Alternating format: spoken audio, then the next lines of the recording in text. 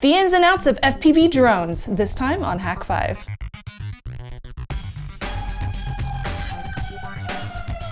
Hello and welcome to Hak5. My name is Darren Kitchen. Ohayo, namae wa Shannon You're not in Japan desu. yet. Oh, dang it. Yeah. Sorry, I forgot. Hak5.org. Sign up for the Japan My name is meetup. Shannon. Oh yeah. My name is Darren. Hi. We just did that part. We know how to podcast. This is your weekly dose of Technolust, and we you. have lots going on today. Thank you. Yeah. You know what? You lead, I'll follow. Okay, great. So today we are going to be discussing something really fun, and we actually have a special guest. Oh, this is very exciting. I met Kevin at flying meetups, which, by the way, is one of the most exciting and fun things about this whole hobby. Is not only do you get to learn a lot about math and science and technology and cool stuff and avionics building drones, but then when it comes to the camaraderie of flying them, there's many different clubs, and it's just always cool to get together with your people and to geek out and to race. And it turns out that there's a lot That's where I met Kevin. There's a lot too going into a race. It's not just showing up at a park and like starting to race your quad with a bunch of other people. No, in fact, the majority of racing is done in what's called first-person view, or FPV, and that's typically where you put some camera and a transmitter on the quadcopter, and then you stand there wearing some cool goggles that make you look awesome, and then you become part of the quadcopter, and it's kind of like pod racing, if you will. Yeah. It really is. It's really a fun experience. And not as much line of sight racing, as it were. Yeah. But anyway, there's if you're in the Bay Area, there's some really cool meetups. There's the Bay Area FPV explorers and racers that meet in Berkeley, and it's just that's where I met Kevin, and he's an expert, and it's awesome to pick his brain because that's one of the really cool things about this part of the hobby is just like everybody sharing knowledge and things like that. So highly recommend if you followed this far and you want to continue on with this, that's a great scene to take it into. And with that, let's learn about some FPV. If you've been watching Hak5 for the past several weeks, we have been building our own sub 250 gram quadcopter, and it flies. I was super excited about that part because it actually flew, and it was one of the things that I built, but we left a lot of spare room on it for an FPV payload or a first person view payload. So there's a lot of extra area in here as far as weight goes so that we can actually put that on here. So here to help us make sense of first person view is expert RC modeler and flight system designer, Kevin McKay. Hi, Kevin. How are you? How's it going? It's good. Thank you so much for joining us. Good to be here. So give me a little bit of background about what you do and like how you got into RC modeling. Well, I think like a lot of people, I saw this video on YouTube where drones were flying through hoops, and it was just amazing, and I saw that I wanted to build one. I think that's what happened to Darren too. He saw one of those videos. Did you run into any hurdles when you were starting off? Yeah, it's a relatively steep learning curve, and I spent a lot of time and money figuring out what was going on, and it's so new, there wasn't a ton of very specific documentation, so it was tough. Yeah. Did you burn any components when you were working on them? Lots. Wasted lots of money on burnt things. Wasted a lot of money, yeah. No, all the dead components. Yeah, you always got to buy 2. Yes. Sometimes 3. Right. I learned that real fast. Yeah.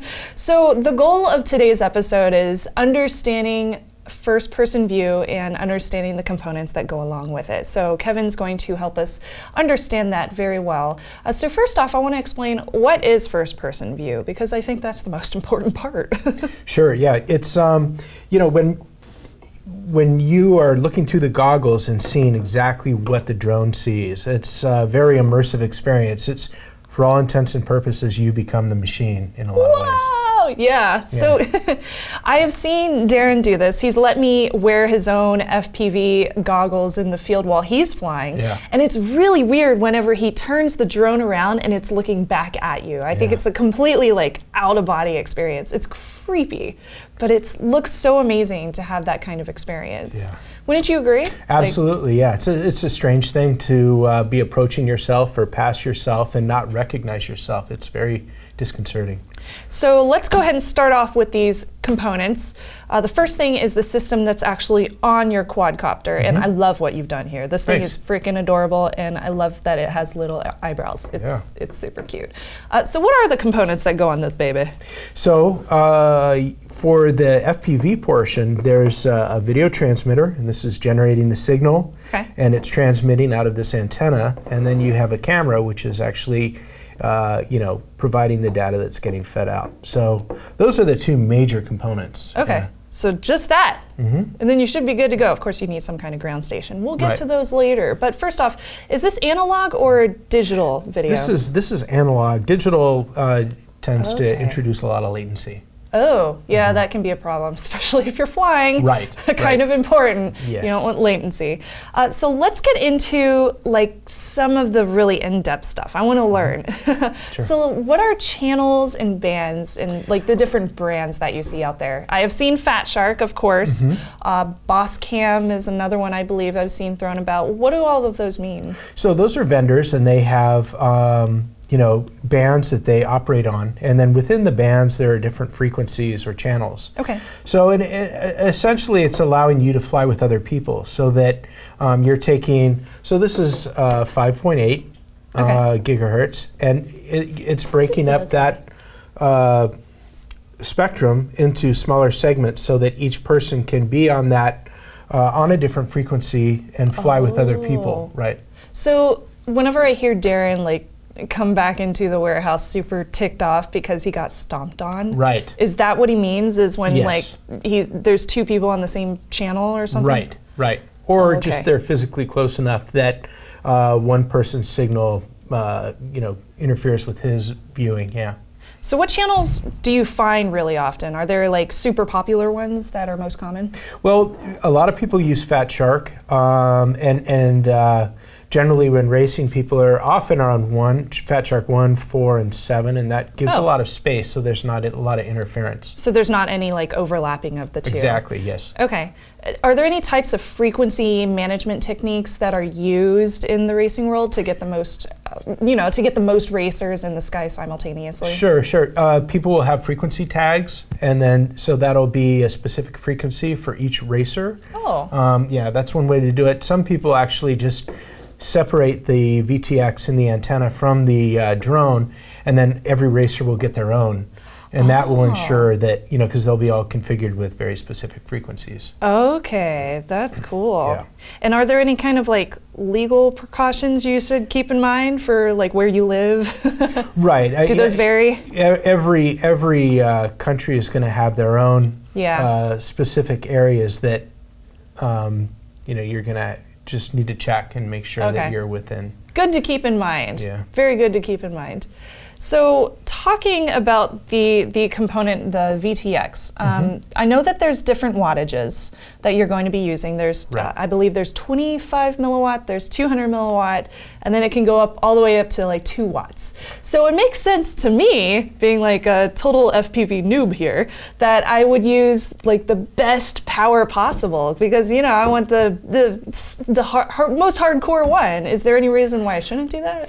Yeah, so, in around the 200 milliwatt range, we find that you're less likely to step on the other racers and stuff like that. So that's a good range. It's going to depend though on the frequency and the band. Okay. So again, with the you don't want to overlap on the racing buddies. Right. Okay. Yeah. So don't stick with 2. Go down to 200 milliwatts. Yeah, that's a good place. Yeah. Is that the most popular one you would say? I'd say in racing here, I think that is. Yeah. Okay. Cool. Now, moving on, I would like to discuss cameras because I am big into cameras and photography. I have seen board cameras and micro cameras. There's cameras with like built-in DVRs, which I think are super cool and super fancy, but probably really expensive too. And there's all sorts of variations too. There's a field of view, which is FOV. There's CCD and CMOS. So does all of this information, does it just come down to like your personal preference, or is one technology specifically better than another technology? Yeah, a lot of it is going to be personal preference, and then the size of your drone will kind of dictate where you're going to be. Oh, that's a good point. Tend to be a little smaller, yeah. Okay. So size, of course, especially if you're trying to stay under 250 grams, size and weight are probably very important. I probably couldn't fit like a huge 4K camera on here. Right, yeah, it'd be hard to do. But I'd probably be good with a little one that's like under HD. Do you use HD or 4K, or do you stick with something less? Yeah, I'm usually using analog. Because analog, really? Yeah, because there's no latency in the video feed. Oh. Right. Man, that latency. Yeah. We got to get better tech so we can get like 4K video. Yeah, that would be, No it's going to latency. happen, and it'll be amazing, but not yet. Very important so you don't crash. Zero latency. Yeah. Do you get zero latency? Yeah, you know, I usually am at about 600 TV lines, so it's, you know, there's not a lot of latency. Yeah. So how do you typically power one of the cameras? So, you know, the power system on these is usually about 12 or 14 volts, and the camera is going to want about 5. So generally the VTX will have a filter and then a regulator that will drop the voltage down so that the camera can get the 5 at once. Okay, cool. And then once the voltage gets down, you can actually get that transmission going down to your ground station. Right. Okay, gotcha. Now, very important, different FPV frequencies. I'm assuming those require different antennas too. Yes. We have lots of different antennas. I love SDR, so this is kind of up my alley. Yay, something I understand. So what are the common types of antennas that you use for FPV? So most frequently you'll see a circularly polarized antenna. Those are adorable. Yeah, so this is an omnidirectional, and it will receive or transmit in all directions. Okay. Which is pretty cool, and it's sending out the signal in a circle, so that... Is this what they use, what they call a clover leaf? Yes, exactly. Gotcha. Yeah. Okay. Yep. And then you have dipole or monopole. Yep. In other words, what's the difference between those? So here's a monopole, and it's just got one unit, and you know, you can see there's multiple lobes on that. Okay. And then this one is just the single unit, so you're only getting one direction. Right, right. So is it better to use these?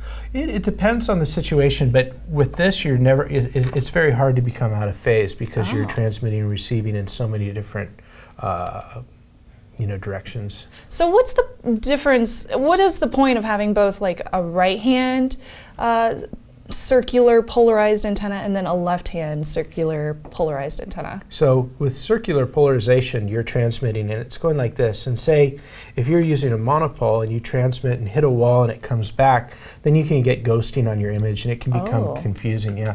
Okay. So this will just kind of if it reflects off a surface, it'll be out of phase. So you won't get that ghosting or multipathing. So can I mix and match my antennas? Can I do like one of these and then a left-hand one? Yeah, you would want to transmit and receive on right hand. Okay. And then, and so if I'm flying left hand and you're flying right hand, it's just gonna, because of the phase, it's gonna make it less likely for there to be interference. Okay, so that is just like one extra layer of security between us two so that we don't end up with that overlap. Right. That seems to be like an ongoing issue with FPVs, overlapping with other racers. It certainly is. Really have to be nice to each other. Right.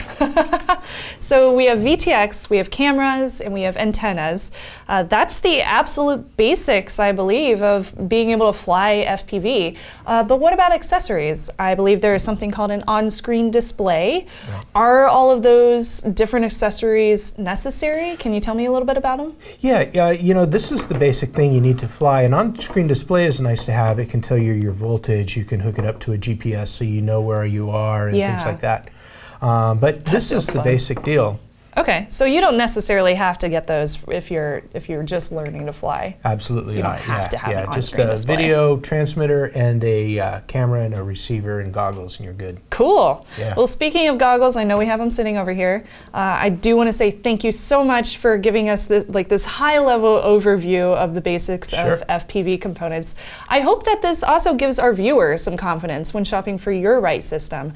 So we have been looking at these fancy-looking quadcopters down here, which, by the way, again, very, very cute. I love what you've done here. Is this under 250 grams? No, this is over 250, yeah. Over 250, you heard it here.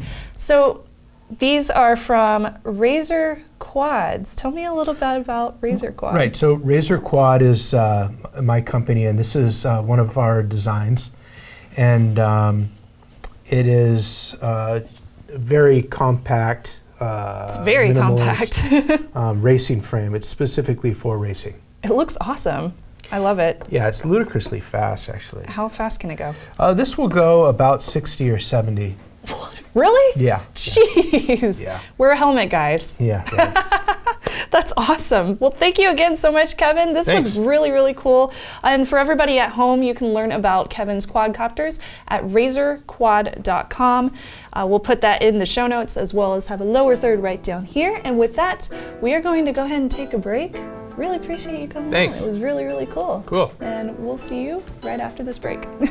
I did the most amazing thing this morning. I had an idea and I brought it onto the internet. And let me tell you how I did it. I went over to domain.com and I used their epic domain discovery system to help me find the perfect domain. And then the quick and simple checkout system had my website up and online in no time. I'm not lying, guys, this is literally what I did like a couple hours ago, and I used coupon code HAK5. You know why? Because domain.com has been supporting Hak5 for years. They love what we do, they love you guys, and they want to hook you up, and that's why we have that special code that saves you 15% off. So I just want to remind you guys that you should tweet at domain.com and say, hey, thanks for supporting Hak5 all these years. And then when you're thinking about getting your next domain, go to domain.com. Do what Shannon and I do. Get your website up and online real quick and easy. When you think domain names, think domain.com. So now that we have a good understanding of what's involved in an FPV flight system, I want to know what's going on the ground. What do I need? That's right, Shannon. I feel like I need one of these. That's pretty much it. Has no opening on it. No, but you don't see. No, I can't. No. So these are video goggles, and we're using to demonstrate my favorite pair, which are a pair of Fat Sharks. I like the HD ones. I say HD, they're not HD. Have you ever seen a physical fat shark? I have not. However, I have taken up sea kayaking lately, so maybe I will one day. The video goggles, there's many brands, Bosscam, Skyview, I want to say. Anyway, there's a couple of different ones. These are probably the most popular within the quadcopter drone racing arena. Okay. And one of the reasons why is because they're modular. So these bays here will actually pop off, as you can see there. And if I give you this, you should be able to do that. Oh, not with my nails. And basically, the idea is, while we've talked about there being lots of different frequencies that you can use to fly quadcopters, like this is an antenna for a 1.3 gigahertz system, well, that's one for a 5.8. The nice thing about something like this is they're very self-contained, they're compact, and you can put different modules in to pick up different frequencies. Are you breaking that over there? No. Okay, cool. Well, there you go. There you go. In fact, you can see here, what we have is a bay here where you can put in a head tracker. I'll talk about that in a sec. And then over here, we actually have our receiver module. Cool. This is a module that has dip switch settings for 4 different bands. So it'll actually do Fat Shark, Race Band, and then these band A and E are those Bosscam bands that we were talking about before. Oh, okay. That's more of a universal one you can kind of think of. Gotcha. But if I were running a 1.3 system, I would put in a 1.3 module in there, and I would have less to carry around. That would look kind of funny. Whatever, you know, if you're trying to be all stylistic, then you got into the wrong hobby. So yeah, that's a fun one. I prefer these just because not only is it more compact and it's less equipment to carry, and they're battery powered and self-contained, you also get that experience where it's like the quadcopter, you know, starts banking to the left and you're seeing through its eyes. So you start banking all to you the can left see. too? Yeah, your body does this. Oh, that's so funny. You can't help it. It's really cool the way that it works. You know, like there have been times in my life where I have been flying and then come up on birds and the birds take off and then I take off and the birds bank to the left and I bank to the left. Oh, that's incredible. And in that moment, no one could tell me otherwise. I was a bird. So, okay, do you use a DVR with these? So the DVRs on the newer Fat Sharks are actually built in. There's like a micro SD card slot there where you can actually go ahead and see. There we go, and just put a card there. It's not the greatest, but it works. Okay. And you get like a crappy AVI file, but whatever, your footage is there. That's not the kind of stuff you typically see shared on social media. Yeah. Normally you see somebody will strap a nice GoPro to the front, get some nice HD or 4K stuff, and then put that online. I wish. Cheaters. I wish we got, the footage that we get back is nasty. but it's enough to fly around with, and you get used to it. So what about diversity receivers and all that weird All stuff? right. So if you are going to not just, if this isn't for you, or if this is for you, but in addition you want to get all like crazy with it, you totally can. It just depends on what your time and budget are. Some people like to, in addition to goggles, or as an alternative to goggles with a display, like say like a 17-inch monitor, you know, with a giant battery, and you could do a tripod with all of this equipment and stuff coming off of it. That would be what we typically call a ground station. Oh. And we may build one here on the show if there's enough interest. I've been meaning to for a while. I don't currently have one, but typically what you find in systems like that is this, you know, whether it's mounted on a tripod or as part of like a little Pelican case that you open up, you'll have displays perhaps, so you've got a monitor you can look at rather than just the video goggles, or in addition to them for spectators who also want to take a look at your flights, DVRs, so you can capture the footage. Yeah. You know, it's always nicest to use like something like a GoPro or a Mobius to record the footage on there to get the highest quality stuff, but if, for instance, you accidentally end up in the drink, you at least have footage of your epic crash. And other things that will be included in those are diversity receivers, like you said. Okay. So this is an example of just a regular single receiver. And so the idea here is, you know, I screw on an antenna, and now my Fat Shark goggles here can pick up the transmission from my drone. Okay. And these being cloverleaf antennas have pretty good range in all directions, right? But if there's a particular direction that I know I'm going to be going furthest on, I may want to also put on, say, a patch panel antenna or a Yagi antenna or many other so there's a bunch of different antennas. options, Yeah. depending on what you're specifically trying to do. We should build a ground station, and just because it's fun. It gets into like antenna theory and things of that nature. That would be awesome. And the idea with the diversity receiver is, say we had one of these getting our just circle like that. We could also have a diversity, or have a panel antenna which would like have long range in one direction. Ooh. And what would happen is both of these antennas would work with a box that would choose which has the better signal strength, and then switch to it depending on which does. So you get the best of both worlds. So are there different, well, I know there's different brands, of course, but are there different like modules and different capabilities between them? Yeah, and it really, that's the problem with this industry right now, is there's not a whole lot of standardization. Things are getting better with stuff like Raceband, but you really, once you're in a vendor, you have to stick with that vendor, which is one of the reasons why I say a system like this where there are modules is really convenient. It's a good choice. Yeah, you really have to do some research, because if you're going to be doing some of the more esoteric frequencies like 1.3 gigahertz or 900 megahertz, you're going to be limited to different equipment and capabilities. Could I build my own? Yeah, I mean, there's nothing stopping you, yes. Would it be this pretty? No. No, actually there are many build your own like goggle kind of things using like foam and off-the-shelf LCD screens. They become a lot less expensive. Yeah. They are large, but they're also cheap, so it's a trade-off. I say if you're just dabbling with this, it's fine. Like find something used. Okay. And see if it's for you. And if it's for you, or borrow one from somebody at a flying field or at a flying event like I'm talking about, and get a feel for it. And if it's for you, then I say put some money in the ground station equipment, because similar to your controller you'll use with multiple drones, your transmitter. Your goggles you'll use with multiple drones. And if you do it right, you're not going to crash them. I would hope. You would hope. I would hope. Yeah. So anyway, the idea of that was just to get you guys familiar with some of the terminology and the components of systems in the air and on the ground to do that FPV stuff. I know that there is so much more into this, but I wanted to lay the groundwork in case there is a lot of interest, and we will implement our own in our sub 250 FPV or potential FPV quadcopter. So let us know. That's going to be really fun. Yeah. And you know what? Oh man, this is so exciting. This is an H, but Kevin's going to be on next week to talk to us about an X. More on that next week, and it'll all make sense. Sweet. Yes. Yeah, I think that about wraps it up. Let us know what you thought of today's episode. You can always email us, feedback@hak5.org, or you can comment right down below if you're watching this on YouTube. There you go. Very exciting. Also, if you are looking to build your own FPV quadcopter or whatever have you, we have our very first flying with Hak5. It's so similar to how we do pentest with Hak5.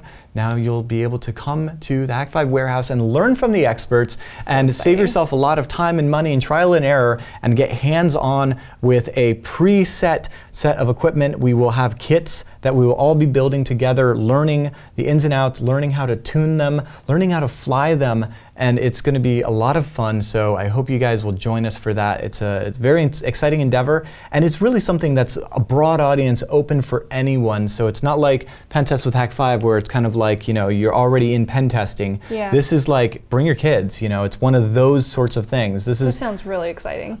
This is very much like a, you know, a parent-child like hobby. You know, I've seen so many like fathers and sons get into this, and so it's really rewarding to be able to do a workshop with some experts to build these, to bestow upon, because this didn't come easy for all of us. Yeah. And so we've distilled it down to the essentials so that in a weekend you can, you know, walk away with the confidence and a quadcopter that you built and the tools to maintain it and the knowledge that we've put together to save you a lot of time and a lot of forum threads you don't have to just read ad nauseum. So. And make sure to check out hak5.org. That's where you can find out about all the events that we are planning to attend. I believe Darren is having a couple of meetups down in Australia coming up. Yes. And Gold I am Coast also, and Sydney. if you're watching this before May 23rd, I don't remember the release date. If you're watching this before May 23rd, I'll be having a meetup in Tokyo. Make sure to hit up that RSVP link to find out all the information on that. There we go.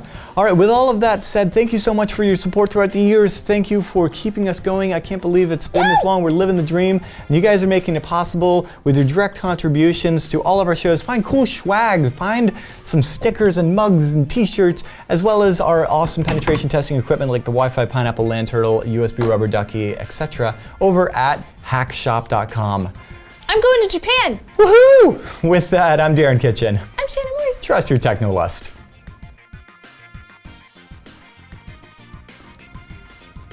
Great. Okay, you're done now. No, stop. Now you're scaring me. Oh, whoa. No, we're done here.